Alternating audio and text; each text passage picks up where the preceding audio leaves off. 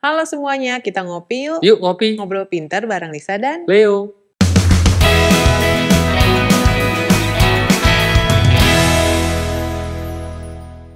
kali ini kita mau bahas tentang 10 konsep dasar manajemen keuangan pribadi. Manajemen Dan keluarga. pribadi dan Iya. keluarga. Oke. Nah, apa aja ya? Jadi konsep dasar. Dasar tuh artinya ya yang harus dipenuhi dong semuanya. Konsep yang harus Basic. diketahui. Oh, diketahui dulu. Ya benar. Iya, konsep yang harus diketahui sama kita nih. Yang pertama, sadari inflasi. Inflasi apa itu? Nah, inflasi itu ini penting banget kita ketahui. Inflasi itu maksudnya uang yang kita punya hari ini nilainya nggak sama. Sama Walaupun mendatang. nominalnya sama, ya belum tentu di masa mendatang itu nilainya sama. Contoh, 1 juta di tahun 2000. Bisa Itu beli apa? Bisa beli apa? Misalnya dulu harga tahun 2000 harga bakso 1000 perak kali ya. Tahun 2000. 2000. Ya. Enggak ya, 5000 ya? Ya, anggaplah tahun 2000 itu semangkok bakso 5.000. 5000. Iya. 2020 sekarang semangkok bakso 20.000. Iya, itu Uang namanya 100.000 dulu bisa untuk beli 20 mangkok. dulu Kan 5.000. 5.000 20 mangkok ya. Iya, betul. Kalau sekarang cuman bisa beli 5 mangkok. 5 mangkok. Nah, jadi mesti disadari inflasi itu ada. Jadi harganya semakin naik biasanya. Iya. Jadi kalau kita tetap punya uang yang sama 10.000, mungkin kemampuan membelinya akan semakin sedikit. Betul. Ya. Jadi itu mungkin mesti disadari. 20-30 tahun lagi kita ngebakso itu bisa habis 500.000. Iya. Iya benar. Iya, karena Gua ingat inflasi. dulu tahun 93 gue baca di coffee shop itu harga beras 700 perak sekilo. Sekarang seliter anggap berapa? 10.000 deh ya, 9.000, 10.000. Iya, bisa jadi. Tahun 93 anggap berarti 30 tahun dong, ke 2023 deh anggap sama ya. Itu 700 perak. Dulu UMR itu cuma 24.000 sekian. Sekarang UMR hampir 5 juta, 4,6 Ya, tergantung daerah ya, tapi ya itu. Ya, Ya. tidak hanya makanan teman-teman, tapi Semua. komik ya, Komik. buku cerita dulu Buku ya. cerita dulu 1.300 kan, sekarang komik berapa? 25 ribuan ya, 30 ribu. Dulu zaman gue 3.000 kok lu 1.500 ya. Nah, ini gue lihat di coffee shop kuno apa dia banyak buku-buku kuno lama. gitu. Iya. Dulu Masih ada kisaran harganya. antar 1.500 sampai 3.000 per buku komik ya, kayak Doraemon apa. 3.000 sekarang berapa komik yang sama? Sekarang mungkin 20-an 30 ribuan. Iya. 10 kali lipat Iya, dong. betul. Gokil. Jadi inflasi itu ada teman-teman ya. Naik Jadi angkot deh dulu berapa? Dulu tahun 2000 mungkin 500 perak. Sekarang jauh dekat berapa sih? jauh dekat. Waduh, udah. Berapa tuh naik angkot? 5.000. Serius? Iya. 3.000, 5.000 naik angkot. Ya, Iya, gitu. tapi masuk akal sih, masuk Iya, akal. gokil. Itu inflasi tuh ada loh. Jadi jangan mentang-mentang sekarang duit lagi banyak, Iya. tidak diinvestasikan. Iya, Kan sekarang lagi justru banyak harus tuh. diinvestasiin ya. Diinvestasikan. At least untuk mencapai kondisi finansialnya jangan menurun aja. Itu Jadi minimal. itu ibaratnya pilihlah investasi yang menghasilkan return lebih tinggi daripada inflasi. Inflasi. Idealnya begitu. Idealnya, tapi minimal ya uangnya jangan kegerus lah. Iya, supaya apa? Karena lebih tinggi dari investasi, supaya jumlah uang yang kita punya yang kita punya saat ini nilainya akan sama. Iya. Nanti karena apa? Karena return atau bunga atau hasil investasinya lebih besar daripada Inflasi. Zaman sekarang banyak lah pilihan investasi, pengetahuan tentang investasi, Tinggal resikonya. dicari ya. Iya, disesuaikan aja dengan Cuma teman-teman perlu tahu kondisi keuangan bahwa ada masing-masing. yang namanya inflasi. Iya, sadari. Hai, walaupun YOLO, walaupun hidup Wah, cuma YOLO. sekali. Iya kan, Tapi FOMO, jangan takut lupa ketinggalan. menabung Iya, dan jangan berinvestasi. Itu kesadaran bahwa inflasi itu ada. Oke. Yang kedua, tadi biarkan aja uang bekerja untuk kita. Nah, Maksudnya gimana? ini basicnya ya. Heeh. Jangan cuma sekedar kerja dapetin duit abisin. Heeh. Kerja dapat duit abisin. Tapi biarin juga uang yang kita dapat bekerja juga, bantuin kita. Gitu. Jadi kita kerja keras, dapetin duit, jangan langsung dihabisin semua. Oh. Sisihin uangnya supaya dia bisa kerja juga buat kita. Contoh kayak tadi misalnya naruh di saham, ada return baliknya. Atau diinvestasikan di mana lah reksadana atau apa yang diem aja menghasilkan, ngebantuin gaji kita lah, nambahin gaji. Jadi intinya adalah kalau kita punya uang lebih, kalau kita taruh di rumah, ya udah uangnya segitu-segitu aja. Iya. Tapi pada saat kita taruh di bank atau kita taruh di deposito, nah si uang itu akan menghasilkan bunga, menghasilkan uang berikutnya. 4% lah misalnya Iya, dari jadi itu bisa modal. sudah bisa mulai dikatakan uang itu bekerja buat kita. Betul. Karena menghasilkan uang untuk kita. Betul. Nah, ada lagi orang menginvestasikan uangnya ke suatu usaha. Iya. Nah, itu juga. Orang lain yang menjalankan, Betul. kita bagi nitip hasil uang, misalnya, bagi iya. hasil. Itu juga berarti uang mulai bekerja untuk kita. Iya. Paling gampang kalau orang zaman dulu tuh punya tanah, kontrak-kontrakin rumah. Nah, iya juga. Itu sebenarnya uang, walaupun bentuknya bukan uang ya, tanah. Iya, kan dibeli pakai uang ya. Iya, atau Diinvestasikan uangnya dengan uang. warisan kan, Iya, kalau zaman dulu diturun-temurun, dikontrak-kontrakin, dia yang menghasilkan Iya. uang buat kita. Itu salah satu bentuk dari Iya. biarkan uang bekerja Uang untuk bekerja kita. untuk kita. Iya. Kalau bagi yang warisannya nggak sebesar itu, berarti ya kerja cari uang, uangnya jangan dihabiskan, disisihkan supaya dia bisa bantuin kita cari uang berikutnya. Betul. Gitu. Dan investasi itu harus dilakukan sedini mungkin ya. Kayak anak gua ya, umur 10 tahun, gua ceritain uang jajannya kan dikumpulin. Terus jadi Nah, terus dibilang, coba taruh di bank. Kalau di bank nanti dapat 2%. Kebetulan udah belajar persen-persen. Nah, tahu nggak kalau setahun dapat 2% jadi dapat berapa? Wah, ada lagi yang lebih gede kalau ditaruh di deposito. Bisa 3-4% ya. Jadi sekarang anak gua ngejar-ngejar mamanya buat tabungan aku udah ditaruh belum di deposito. depositonya digital gitu, dia bisa memantau. Untuk sementara pakai akun mamanya tapi dikasih lihat bahwa ini perkembangan Uangnya jadi uangnya. berapa? Iya. Ya, Oh, iya, cukup bisa menarik sih. ya buat anak-anak, ternyata uang gue bisa bertambah loh. Nah, iya. Tanpa Diapa-apain. tanpa diapa-apain bisa Ditaruh nambah. doang. Ada ya yang mau melipat gandakan uang gua. Iya itu ya. Iya, Ya bisa sedini mungkin ya. Iya, harus sedini Gue sudah mungkin. membuktikannya. Nah, basic yang ketiga nih kan dari 10 Yang ya. ketiga, oke. Laporan keuangan. Harus kas lah.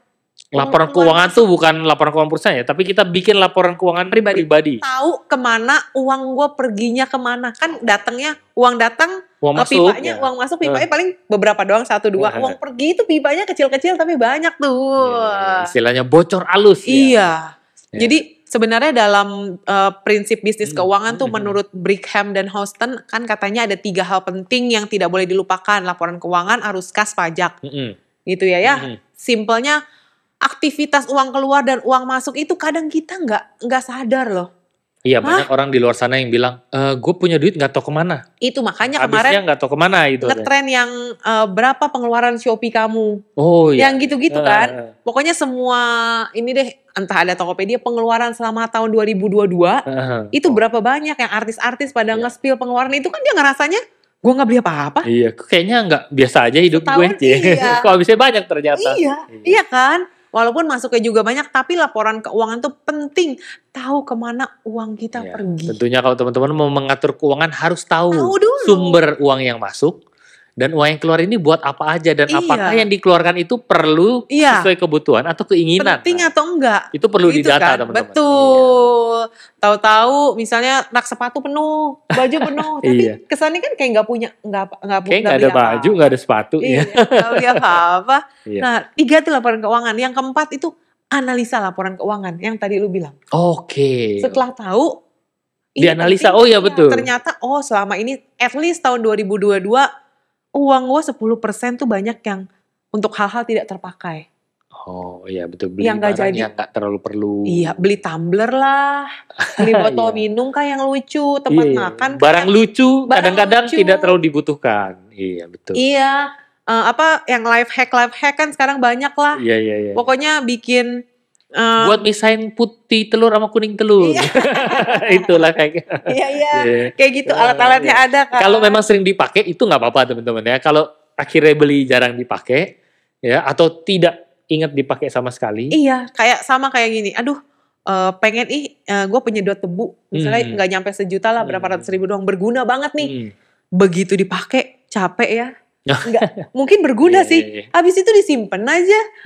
Enggak kepake lagi kan. Nah, mengerjakannya malas, mendingan panggil jasa yang bayar lah, dia ngerjain semua. Nah, itu bagian dari analisa. Apakah satu kita apakah berguna, kedua apakah kita bisa menggunakannya dengan baik. Iya. Walaupun mungkin harganya bisa dipakai lama, misalnya cuma 600.000, ya mendingan panggil orang sekali datang 200.000 kan setahun cuma 2 kali, tapi kepake. Ya sangat penting ya, terutama buat teman-teman yang bilang kondisi keuangannya lagi mepet ya, Kadang atau memang mepet perlu tuh, diatur itu. nah, mepet tuh beneran mepet atau Iya. sebenarnya Atau ternyata banyak pengeluaran yang tidak penting. betul, makanya Jadi mepet. mepet. Iya. Nah, benar. Itu perlu dianalisa, Nah, terutama analisa yang betul. dibutuhkan atau yang diinginkan. Dan yang kelima, pastikan uang yang keluar lebih sedikit daripada uang yang masuk. Oh iya benar. Pastikan. Benar-benar. Karena sekarang pay later, kartu kredit, dan cicilan-cicilan itu Oh iya. membuat pengeluaran tidak terasa ternyata lebih besar daripada Apalagi dengan pemasukan. banyaknya pinjaman-pinjaman ya Iya. online yang kita bisa pinjam dulu Iya, ya, padahal pakai uangnya modal belum ada. KTP. Iya, itu Iya. sangat mengganggu ya, sangat mengganggu. Itu Jadi strategi manajemen keuangan klasik dari zaman nenek moyang kita. Kalau punya duit, intinya duit keluar seharusnya lebih kecil daripada uang yang masuk. ya kalau mungkin ada teman-teman yang membeli paket liburan tapi dicicil ya, atau mengambil cicilan lebih besar daripada pendapatan, nah itu berbahaya juga. Cek deh, selain cicilan wajib, Iya. selain cicilan Yang wajib biasa dan di-approve bank kan pengeluaran, 30% kan, tapi ada nggak pengeluaran lain? nah, yang ternyata rutin, Iya, itu bahaya itu. kecil-kecil. Tau gak sih kalau kita belanja kayak ke minimarket, itu uang 100.000 itu jadi udah kayak lumrah loh, jajan. Iya. Jajan kecil-kecil. Padahal cuma jajan snack, kacang. Kemarin gua aja agak, kok bisa ya? Di rumah gua sambal habis, sambal botol. Ngambil sambal botol 3 yang gede-gede. 100 berapa ribu. Wih gila ya. Makan sambal loh. Yang bisa minta gratis, itu tuh 100.000 loh. Iya. 3 botol. Gak heran di restoran dibatasin sambal. Iya kan? Iya. Bukan sambal ulek, Iya. sambal botol. Iya. Berarti kan, wow. Chili sauce. Itu bisa, beli 3 aja bisa 100.000. Oh iya ya.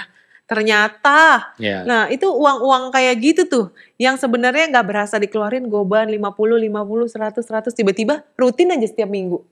Habis terus ya. Habis, betul. Jadi penting memastikan uang yang keluar harus lebih sedikit daripada uang yang masuk. Makanya bikin tadi laporan. Iya, mesti ada apakah yang dibutuhkan, yang benar-benar dibutuhkan yang mana? Yang sifatnya keinginan ya. Lapar mau makan, tapi kan makan bisa macam-macam. Nah, makan nasi tahu tempe juga bisa kenyang. Iya, tapi dan jangan berpikir bahwa pay later dan cicilan itu tuh uang tambahan. Juga jangan membuat proyeksi pengeluaran baru atas uang yang belum atau akan didapatkan. Jadi belum dapat nih, tapi udah nanti mau cicil ini, cicil itu ya. Gaji kayaknya mau naik nih tahun depan. Iya, pasti naik. Oke, ambil dari sekarang. Nah, itu lebih berbahaya lagi. Ambil mobil dulu, DP dulu. Nah, iya, itu berbahaya, teman-teman ya. Oke ya. Kita lanjut next berikutnya. Yang keenam itu diversifikasi sumber pendapatan. Apakah itu? Nah, biasa bahasa diversifikasi itu berlakunya buat investasi tuh. Betul. Supaya investasi supaya resikonya terbagi. Resikonya terbagi. Tapi juga ternyata pendapatan juga gitu. Banyak cara kreatif sekarang nih, apalagi dunia digital. Buat mendiversifikasi sumber pendapatan. Contoh, hobi masak gitu ya. Bikinnya, misalnya bisa bikin sambal doang deh. Menciptakan sumber penghasilan lain ini ya. Sekali bikin doang di hari Sabtu Minggu. Sabtu nyiapin, Minggu tapi bikin langsung misalnya PO, minggu ini kita mau bikin ini, misalnya langsung kebikin 50 botol, udah tinggal entah pakai Grab, pokoknya entah Gojekin, kirim, vakum gitu. Banyak loh sekarang yang bikin homemade misalnya. Kue. Sate pun makanan-makanan yang vakum, plastik vakum yang sebenarnya bisa bikin lebihan gitu ya. Betul, sekalian masak, bikin lebihan yang bisa dikirim 1-2 hari nggak basi. Jadi divakum, dibekuin, divakum. Ya, kayak buat teman-teman yang jago bikin rendang ya, bikin buat keluarga tapi bikin lebihan. Lebihan kan masaknya sama. Lebihan divakum bisa dijual PO ya. Betul. Bikin jus ya. Atau yang bisa bahasa asing lain. Itu sekarang bisa di YouTube aja online. Kalau nggak di Instagram. Mengajar. Mengajarkan contoh bahasa Inggris, bahasa Korea, bahasa Rusia. Bahasa-bahasa. Orang yang nggak kepengen belajar pun jadi kadang-kadang scroll ngeliat. Bahasa apa. Nah itu bisa jadi sumber pendapatan lain kan. At least Scarlett mah pasti masuk-masuk aja tuh. Ya, jadi buat teman-teman yang punya skill brand ambassador. Ya, punya skill lain itu juga bisa jadi sumber pendapatan baru ya. Ya, bisa nyokong pekerjaan utama dan dilakukannya nggak mesti pas jam kerja banget. Sepulang kerja, ini liburan kayak gini. Bisa juga tuh. Jadi kadang-kadang uang yang katanya uang sampingan, kadang-kadang yang di samping bisa menghasilkan yang lebih banyak. Iya, bisa benar-benar. Bisa banget. Betul. Jadi jangan takut untuk explore apa yang Ya. kita senengin Cari gitu. peluang-peluang di luar sana Benar. ya, yang bisa menghasilkan uang ya tanpa mengganggu pekerjaan Yang teman-teman. sekarang. Iya loh. Dan rata-rata semua dari kita pasti punya skill lah di luar pekerjaan utama. At least masak aja. Menyanyi, masak, Iya, mengajar. Nyanyi di live. Sawer, uang sawer. Oh ada ya. Yang sekarang orang nyanyi, terus kasih barcode OVO atau rekening QR lu, ntar orang boleh sawer kalau suka lagu. Ada kayak lu gitu nyanyi, ya. Lu nyanyi normal aja. Dan enaknya kalau orang tidak suka tidak mungkin dilemparin sesuatu ya. Iya. Karena live ya. Paling komen pedes. Iya, komen pedes nggak usah dibaca ya. Iya. Kalau daripada ditimpuk. Misalnya orang yang punya kekurangan kayak yang kalau nggak bisa ngeliat itu apa? Nggak bisa ngeliat, buta. Tunanetra. Bahasa halusnya itu. Iya, tunanetra. Ya, tapi kan nyanyi biasanya di tempat, di pinggir-pinggir jalan. Sekarang banyak di Instagram live, TikTok gitu, dia nyanyi kasih barcode, boleh sawer. Kalau suara lu suka atau merasa iba atau apa boleh sawer. Menghargai suaranya bagus. Iya, nggak usah gitu deh bercocok tanam di rumah. Itu ada loh orang bikin kayak Instagram gitu. Yang sekarang itu yang ngetren apa hidroponik betul. Tapi lahan kecil. Ada. Dia kita punya teman ada yang seperti itu ya, dia bikin dari peralon di halamannya ya bertingkat. Ternyata tadinya mau buat makan sendiri, tapi karena hobi jadi lumayan banyak dia jual ke tetangga sekitar. Iya. juga bisa. Iya, dijual secara online. Jadi kangkung hari pertama, kangkung hari ketiga, hari ke-10. Perkembangannya. Iya, jadi hari ke-21 siap panen dengan benih yang sama bisa dipanen 2-3 kali gitu-gitu. Kan seneng aja orang lihatnya lama-lama di-endorse bibit. Di-endorse tentang pupuk-pupuk gitu. Kalau enggak ya tentang inilah makanan-makanan sehat kayak gitu. Hasil jadinya juga bisa dijual. Nah, betul. Jadi harusnya kita semua tuh punya loh chance untuk menghasilkan uang di luar pekerjaan kita. Betul. Oke, ini perlu nih, penting nih. Nah, penting juga. Ya, itu yang ke-6. Yang ke-7, manfaatkan peluang-peluang investasi yang ada, bukan sekedar menekan pengeluaran.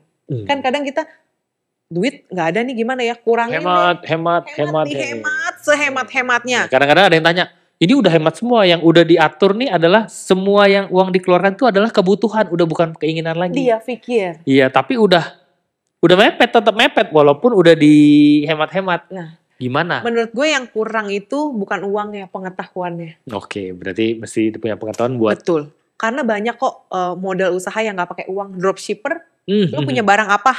Gue jualin. Pakai nama atau ngambil foto doang, sekarang bisa jualin, kirim aja bisa tulis dropshipper. Jadi pengirimnya seolah-olah gue yang punya barang, gue kirim ke orang lain. Jadi orang taunya yang punya toko gue. Padahal gue juga cuma dropshipper. Itu kurang informasi aja. Kalaupun beneran udah mepet, coba cari informasi yang bisa support lah. Tentang kalau misalnya investasi kan artinya ini kita uang lebih ya. Harus ada uang lebihnya. Jadi kalau yang mepet ya cari dulu uang lebihnya. Uang lebihnya jangan dipepetin lagi nih, dimasukin pengeluaran lagi. Ditaruh di investasi yang menghasilkan uang. Betul, misalnya budgetnya mepet. Yang tadi ya udah masak lebihnya kita jualin. Ada uang lebihnya. Uang lebihnya jangan dipakai buat pengeluaran juga. Uang lebihnya diinvestasikan. Kalau mau tahu tentang investasi mah banyak. Channel-channelnya, link-linknya, datang ke bank aja bisa tahu kok. Maunya yang tipikalnya kayak gimana. Dan bunga tahunannya bisa kita manfaatkan buat kebutuhan sehari-hari. Oh, jadi uang yang kita sudah kumpulkan, yang berhasil kita sisihkan, yang berhasil kita simpan, ditaruh di instrumen investasi. Pilihannya macam-macam. Ya, tapi ini bisa digunakan, maksudnya hasil return keuntungannya bisa buat biaya kehidupan sehari-hari. Kan ada kan bank yang bunganya dikeluarin setiap hari juga. Iya. Jadi bisa untuk keperluan sehari-hari juga. Betul. Ada yang bulanan, ada yang tahunan juga. Ada yang bulanan juga. Kalau bulanan mungkin lebih enak gitu ya. Ngelihatnya bisa teratur. Lebih teratur. Bisa dibuat tambahan juga. Dan gak susah kok. Atau buat teman-teman yang ahli, yang mengerti saham, ada tuh gue punya temen ya, dia mentradingkan saham. Trading saham, ya jual beli saham, ya. Dia cuma mengambil return 1-2% aja selama beberapa hari. Iya, nah dan jadi dia biasa makan siang, biasa kebutuhan sehari-harinya, jajannya itu pakai uang hasil dari trading. Oh bisa. Sehingga uang gajinya nggak kepake, Utuh. bisa disimpan. Nah, Atau itu kan digunakan buat yang penting. itu kan informasi Iya. ya. Sebenarnya awalnya bentuknya informasi itu. Betul. Mesti banyak-banyak tahu informasi. Cari tahu, iya. Jadi kita tahu manfaatkan investasi apa sih yang cocok. Untuk Investasi itu nggak cuma uang loh. Investasi sebenarnya pengetahuan juga bisa. Iya. Oh iya, jadi udah otomatis ya. Iya. Seminar-seminar, kita belajar. Podcast udah dengerin. Dengerin buku, kita. Dengerin kita, buku. Itu tuh jarang Buku, orang ya, yang betul, mau dengerin yang non fiktif. Pengennya kan nyeritain hal yang serem atau yang lucu. Pokoknya cerita-cerita yang buat rekreasi kan. Jarang orang yang mau benar-benar dengerin yang sebenarnya ada ilmunya. Oh benar, yang gue cerita teman gue yang bertrading saham itu, dia memang basicnya baca buku dan mendengarkan channel-channel tentang trading saham. Nah, jadi dia bisa melakukan hal tersebut. Informasinya dia dapat dan dia sudah belajar dari situ. Benar, karena ketertarikan itu ada kalau kita tahu dulu. Hidroponik juga tadi cerita ya, itu kan cari informasi dulu ya, dari YouTube, dari buku ya atau pengen makan sayur yang mentah kan. Ada pandemi ini jadi nggak berani kita kadang-kadang awalnya nanam sendiri gitu kan. Karena itu jadi cari pengetahuan, dan cari itu lebih sehat lagi. Iya. Atau beli cabai mahal tuh kemarin dengan menanam kan sebenarnya bisa kan, itu bentuk dari pengiritan. Betul. Jadi makanya investasi itu tidak hanya berupa taruh uang di satu bisnis, tapi bisa membeli informasi dari buku atau seminar dan lain-lain. Betul. Yang hasilnya bisa kita manfaatkan untuk kehidupan sehari-hari. Itu yang ke-7. Yang ke-8. Budgeting tapi yang rasional. Bikin budget. Mengatur pengeluaran. Membudgetkan pengeluaran yang masuk akal. Masuk akal. Oke. Masak segini, memang keperluan dapur berapa. Jangan terlalu dikecilin, jangan digede-gedein juga. Makan kan gak wagyu setiap hari, tapi juga harus ada proteinnya setiap hari. Betul. Gitu. Ada yang bilang pengeluaran sehari-hari, buat kebutuhan sehari-hari idealnya 40 atau 50% dari penghasilan atau maksimal 60%. Nah, 40-50%-nya lagi? Iya, ada untuk ditabung, ada untuk diinvestasikan, ada untuk berdana, bersosial. Jadi di sini sih pengendalian dan tahu diri ya. Iya betul. Jangan sampai penghasilan 100 juta tapi pengeluaran buat sehari-hari 99 juta ya. Itu enggak, walaupun besar penghasilannya tapi makanya kadang-kadang kan orang gajinya naik, pengeluaran ikutan naik. Nah, iya betul. Yang ideal itu sebenarnya mungkin benar pengeluaran naik, tapi persentasenya coba disesuaikan. Kalau misalnya waktu gajinya di bawah masih 1 digit gitu ya, di bawah 10 juta bisa menabung 10%. Ya kalau udah di atas itu ya 10%-nya tetap, walaupun angkanya pasti lebih besar karena 10% dari total gaji yang lebih besar. Kalau dulu 10% cuma 1 juta, kalau gajinya udah naik ya bukan cuma 1 juta doang dong. Akan lebih baik kalau memang gaya hidupnya sudah cukup, tidak perlu dinaikin, berarti tabungannya yang dinaikin. Nah benar. Jadi bisa jadi 20-30% tabungannya. Jadi diatur budgetnya yang rasional. At least persentasenya itu mesti mirip kalau ada kenaikan income. Iya betul. Termasuk penambahan income. Penambahan income itu bukan artinya penambahan biaya. Kalau sudah cukup ya, kalau belum cukup memang dipakai untuk penambahan biaya. Tapi kalau udah cukup mendingan untuk nabung, habis itu diinvestasikan. Gitu. Oke. Selanjutnya. Yang ke-9, itu harus tahu biaya, manfaat, dan resiko. Nah, menganalisa apa itu biaya, manfaat, dan resiko. Tujuannya untuk meningkatkan kesehatan finansial sesuai kondisi. Jadi yang perlu dianalisa itu biaya. Nah, uang ini manfaatnya untuk apa aja dan resikonya apa aja. Nah, ini sih biasanya dipakai di level perusahaan. Tapi kalau pribadi, misalnya setiap transaksi kita mau traveling. Nah, biayanya berapa? Manfaatnya apa aja? Pengeluaran juga misalnya kita membeli ini manfaatnya buat apa? Gunanya buat apa? Kalau nggak terlalu bermanfaat ya jangan dikeluarkan. Kalau rekreasi misalnya ke Bali cukup, kenapa harus ke Jepang? Iya, bisa. Itu kan dihitung. Manfaatnya apa nih? Kalau manfaatnya untuk rekreasi, apakah ke Bandung rekreasinya akan sama ke Bali? Iya, kalau rekreasinya sama, berarti pertimbangkan biayanya. Betul. Nggak perlu pesawat, mungkin hotelnya jadi lebih bagus sih. Tapi kan ya ada pertimbangan biaya dan pertimbangan resiko dari setiap kegiatan sih memang.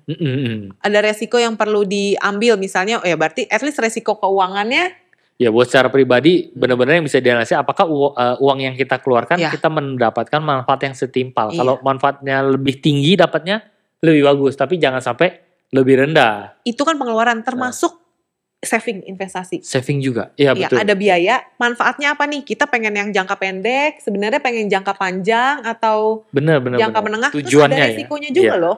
Jangan sampai uang yang ditabung untuk jangka pendek kita masukin ke jangka panjang, pas dibutuhin nilainya turun karena ada resiko. Iya, karena jangka panjang itu biasa orang mengambil yang high return.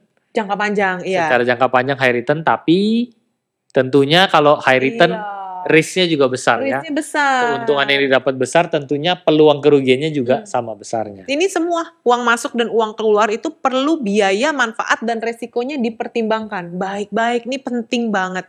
Makanya ini dibilangnya basic. Karena 10 ini aja tuh basic. Iya, basic semua yang Basic kita perlu semua. tahu. Ya. Kalau mau dipelajarin lebih lanjut ya ada bukunya, ada kuliahnya, mata kuliahnya juga ada ini sih. Yang membahas lebih mendetail. Iya, tentang biaya yang kita keluarin atau biaya yang kita tabungin lah. Manfaatnya apa, resikonya apa. Oke. Ada semua. Betul. Nah yang terakhir, yang ke-10. Siapkan rencana untuk hal tidak terduga. Oh ya, ini dana penting darurat banget, harus siap untuk hal-hal tidak terduga. Ya kalau sakit sih, misalnya ada asuransi BPJS lah ya. Kalau hal-hal yang tidak terduga biasanya apa ya? Kalau gue mempelajari ya di financial planning tuh ada namanya dana darurat. Iya. Dana darurat itu harus disiapkan ya buat single 3-6 bulan biaya hidup. Iya. Karena keadaan darurat itu bisa ya pasti punya dana darurat itu di luar investasi. Single itu nggak bisa 3-6 lagi semenjak pandemi ini. Iya ya bisa setahun. Iya diperpanjang ya. Apalagi kalau udah berkeluarga ya. Keluarga harus kalau bisa setahun sampai 2 tahun. 2 tahun betul. Buat apa? Karena ya mungkin contoh di PHK. Iya. Selama mencari kerja kan butuh biaya hidup. Nah perlu ada dana darurat. Atau lebih kecil lagi bentuknya. Punya mobil akinya soak. Iya. Ban mobilnya. Iya. Ban mobilnya kena paku tapi sobek ya, nggak bisa ditubles doang, harus ganti ban. Rumah bocor ya. Rumah bocor gantinya nggak bisa ditambal doang tuh. Iya, ketiban pohon rumah. Kan lagi ngetren kemarin ya. Angin kenceng hujan ya, pohon banyak yang patah ya. Iya. Mobil parkir ketiban pohon ya, mesti dibenerin. Iya. Darurat ya. Olahraga sepatu jebol mesti beli sepatu. Ganti ya itu. Betul. Itu salah satu dari yang dibilang adalah biaya tidak terduga ya. Iya, pengeluaran yang sifatnya mendadak. Kaget, wah. Udah mau mendadak, wajib dikeluarin. Iya. Kalau bisa, oh ya udah deh gitu. Misalnya handphone mati, oh masih bisa besok-besok, nggak bisa besok juga sih kalau handphone sekarang. Lagi jalan di mall, sol sepatunya copot. Nah, di mall lagi. Ya mau nggak mau pasti beli dong, kan nggak mungkin di mall nyeker. Iya. Nah. Ya udah itu memang sifatnya mendadak dan wajib harus punya itu berarti, harus siapin juga. Itu dia tadi 10 hal basic untuk konsep dasar mengenai keuangan pribadi. Yes. Sebelum mengatur kita mesti tahu informasi ini dulu. Iya, nah ini konsep dasarnya aja. Jadi sifatnya berarti knowledge-nya doang. Skillnya ya perlu dilatih masing-masing. Ya, dan banyak buku yang membahas tentang itu, ya bisa mengikuti pelajaran itu ya. Dan semoga informasi hari ini berguna buat teman-teman ya. Thank you untuk waktunya ya teman-teman udah ngeluangin waktu buat ngopi bareng kita kali ini. Jangan lupa like, share, and subscribe channel ini kalau kalian suka. Sampai jumpa di ngopi-ngopi selanjutnya. Hope to see you guys in the next video. Bye-bye.